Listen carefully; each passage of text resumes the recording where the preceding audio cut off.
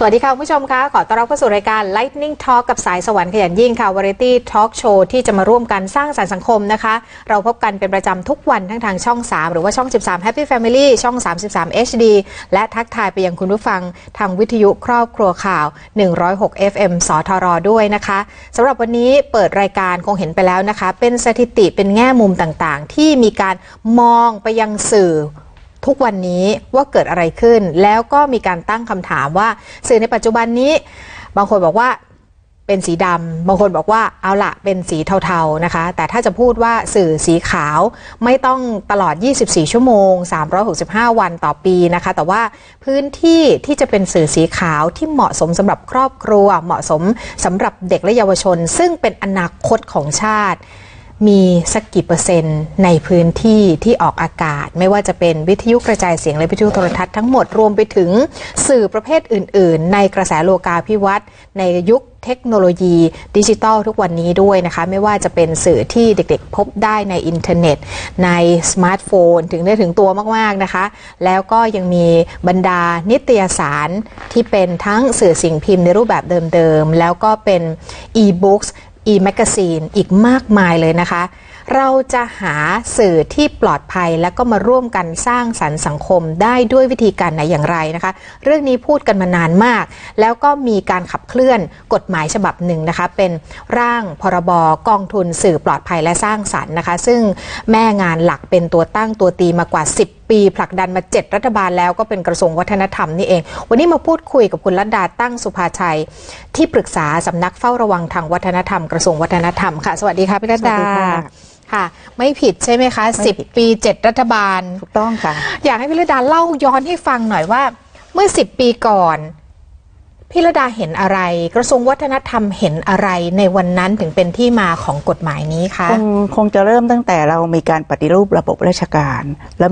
มีกระทรวงเกิดขึ้นใหม่นะคะกระทรวงวัฒนธรรมก็เป็นหนึ่งในกระทรวงที่เกิดขึ้นใหม่นะคะแล้วก็มีสำนักเฝ้าระวังทำหน้าที่ที่จะดูแลนะคะสร้างภูมิคุ้มกันให้กับสังคมแล้วก็เฝ้าระวังปัญหาที่เบี่ยงเบนสิ่งหนึ่งที่เราทำเนี่ยแล้วเราพบว่าปัญหาที่เกิดขึ้นก็คือสื่อเป็นหนึ่งในปัจจัยที่ทำให้คนในสังคมเนี่ยมีพฤติกรรมเบี่ยงเบนอย่างก้าวกระโดดนะคะเพราะในช่วงนั้นเนี่ยเป็นช่วงต่อของโลกาภิวัตน์นะคะแล้วก็มีเทคโนโลยีเข้ามาแล้วก็มีการทำการศึกษาวิจัยก็พบว่าสื่อเองเนี่ยเราคิดว่าทั้งผู้บริโภคและผู้ประกอบการเนี่ยควรจะเป็นหุ้นส่วนร่วมกันแล้วก็ร่วมกันเป็นเครือข่ายเฝ้าระวังนะคะให้สื่อเนี่ยดูแลตัวเองรวมทั้งภาคประชาสังคมเนี่ยก็ช่วยกันเตือนนะว่าถ้าสื่ออันไหนเนี่ยที่ทำไม่ถูกต้องอันนั้นเป็นประเด็นหนึ่งอีกประเด็นหนึ่งเนี่ยในการที่เราจะให้สื่อเนี่ยเป็นสื่อที่ปลอดภัยและสร้างสรรค์ผู้ประกอบการหลายคนก็บ่นว่าเขาก็ต้องกินเขาต้องอยู่นะคะฉะนั้นเขาต้องหาสปอนเซอร์ฉะนั้นสิ่งหนึ่งเนี่ยในงานวิจัยที่ท่านอาจารย์อมรวิทย์นะคะช่วยกันทำนะคะก็บอกว่าก็คงจะต้องมีการตั้งกองทุนเกิดขึ้นนะคะกองทุนตรงนี้เนี่ยก็เป็นที่มาค่ะว่าในเมื่อรัฐบาลเองเนี่ยก็มีหน่วยงานที่ดูแลด้านสื่อนะคะแล้วก็เมื่อก่อนจะเป็นกสชนะคะกิจการวิทยุโทรทัศน์ขณะนี้ก็เป็นกสทช.ก็มีกองทุนอยู่กองทุนหนึ่งกองทุนวิจัยเราก็เลยมีการระดมความคิดกันแล้วคิดว่าเงินส่วนหนึ่งเนี่ยที่จะเป็นทุนประเดิมหรือในการที่จะสนับสนุนต่อไปนะก็คงจะหนีไม่พ้นกสทช.ต้องลงมาสนับสนุนอันนั้นคือรูปธรรมที่ชัดเจนว่ามีกองทุนรองรับอยู่นะเราก็เลยเริ่มทำกันทั้งภาคประชาสังคมที่เป็นเครือข่ายนะคะแล้วก็หน่วยงานภาครัฐคือกระทรวงวัฒนธรรมรวมทั้งกระทรวงอื่นๆที่ดูแลภาคสังคมไม่ว่ากระทรวงพัฒนาสังคมกระทรวงสาธารณสุขหรือว่ากระทรวง ICT สำนักงานตำรวจแห่งชาติซึ่งเมื่อ10ปีที่แล้วคุณหนิงคงจะเห็นว่ามีการไปจับซีดีลามกใช่แล้วก็ไปตรวจโซนนิ่งรอบสถานศึกษาอะไรต่างๆนี่เป็นการขับเคลื่อนมาในยุคทศวรรษที่แล้วหมดเลยมาพร้อมๆกันใช่ค่ะแล้วเราก็ให้เยาวชนเนี่ยเป็นเครือข่ายซึ่งตอนนี้เนี่ยเรามีเยาวชนเฝ้าระวังอยู่ประมาณ10 กว่ารุ่นแล้วนะคะแล้วก็ทั่วประเทศนะคะแล้วก็ภาคประชาสังคมเนี่ยรวมแล้วประมาณล้านกว่าคนที่ช่วยกันขับเคลื่อนนะคะอย่างนี้เนี่ยพี่ระดาบางคนเขาคือฟังชื่อพี่ระดาเนี่ยนะคะคนรักก็จะรักมาก คนที่พี่ระดาไป ขวางเขาเนี่ยก็มีไม่ใช่ไหม มีมาก บอกว่า มีมาก อะไรเนี่ยคุณรัตดาเนี่ยเป็นครูใหญ่ถือไม่เรียวลอกไปถึงไหนแล้วอะไรต่างๆเนี่ยจริงๆมีเพื่อนเป็นล้านใช่มีเพื่อนเป็นล้านค่ะแต่นี้ทุกคนเนี่ยก็อยากจะให้เด็กๆใช่ไหมฮะได้เติบโตในเรื่องที่ดีงามคงไม่มีครอบครัวหรือว่าผู้ใหญ่คนไหนเนี่ยที่จะอยากทำร้ายเด็กโดยข้อเท็จจริงแล้วนะคะเพราะเด็กเองเนี่ยต้องดูแลประเทศต่อไปแปลว่าเพื่อนของสำนักเฝ้าระวังทางวัฒนธรรมส่วนใหญ่จะเป็นเครือข่ายผู้ปกครองสถาบันครอบครัวแล้วก็โรงเรียนซึ่งมีอุดมการณ์เดียวกันใช่รวมทั้งหน่วยงานภาครัฐด้วยนะคะเพราะว่ามีนโยบายที่จะต้องสนองตอบต่อรัฐบาลว่าต้องดูแลในเรื่องของจารีตประเพณีศีลธรรมจริยธรรมซึ่งมีอยู่ในทุกๆกฎหมายทุกๆฉบับอะค่ะค่ะแต่ว่าดูเหมือนว่าจริงๆแล้วปัจจัยมีหลายอย่างที่ทำให้เกิดความเบี่ยงเบนเกิดความนอกลู่นอกทางหรือว่าเกิดสิ่งที่มอมเมายั่วยุเด็กๆให้ไปในทางที่ไม่ดีแต่ว่าสื่อเนี่ยเป็นเรื่องที่เหมือนเป็นจำเลยนะคะพี่รัตดาก็ที่จริงแล้ว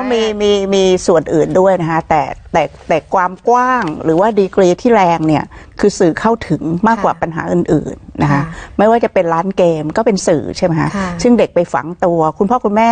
ไม่มีเวลาดูแลลูกก็เอาไปทิ้งไว้ร้านเกมหรือว่าในสถานที่บันเทิงต่างๆคาราโอเกะก็เป็นสื่ออีกโรงภาพยนตร์ก็เป็นสื่ออีกฉะนั้นเราเห็นว่ารอบตัวเขาแม้กระทั่งในบ้านทีวีก็เป็นสื่อ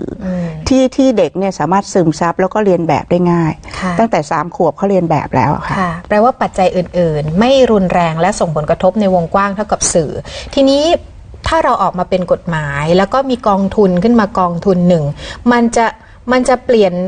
ดำเป็นขาวเลยมันจะทำให้สื่อที่สร้างสรรค์มีที่พึ่งมากขึ้นจริงหรือเปล่าคะแล้วก็จะกันเด็กๆของเราไปจากสิ่งมอมเมาได้มากขนาดไหนคะพี่รัตดาคือปัญหาเนี่ยมันยังสร้างตัวของมัน10 กว่าปีใช่ไหมคะฉะนั้นเราจะเปลี่ยนเนี่ยมีกองทุนแล้วเปลี่ยนหน้ามือเป็นหลังมือพี่ว่ามันคงไม่ได้เนรมิตได้แบบมันคงไม่ธรรมชาติใช่ไหมคะธรรมชาติของปัญหาเนี่ยมันค่อยๆเติบโตเพราะฉะนั้นการแก้เนี่ยเราก็ค่อยๆแก้ไปนะคะแต่ดีกว่าที่เราอยู่เฉยๆแล้วไม่พัฒนาไม่หาลู่ทาง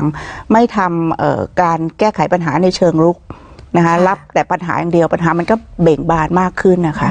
ค่ะฟังแบบนี้แล้วคนที่สนใจกลับมาฟังต่อในช่วงหน้านะคะเราจะได้ทราบว่าแล้วกองทุนสื่อปลอดภัยและสร้างสรรค์นี้เอาเงินมาจากไหนนะคะแล้วก็วิธีการที่จะใช้เพื่อที่จะเป็นที่พึ่งให้บรรดา